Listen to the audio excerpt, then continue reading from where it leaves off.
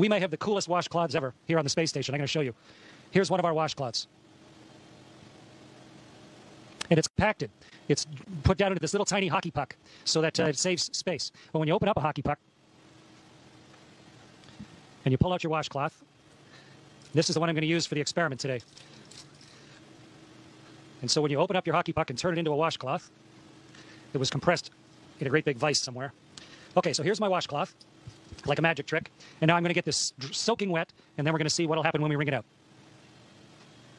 Meredith and Kendra suggested that I dip this in a bag, but bags don't hold water in space, so instead I filled a water bag. This has drinking water in it. And I'm going to squirt a bunch of water into this washcloth.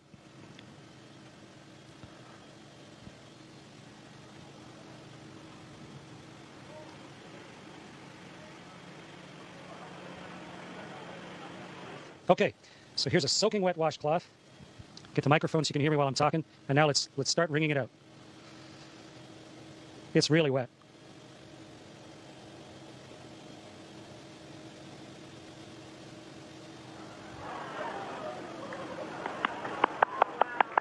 It's becoming a tube of water. The water's all over my hands. In fact, it wrings out of the cloth into my hands. And if I let go of the cloth carefully, the water sort of has it stick to my hand. Okay, so the experiment worked beautifully. And the answer to the question is the water squeezes out of the cloth.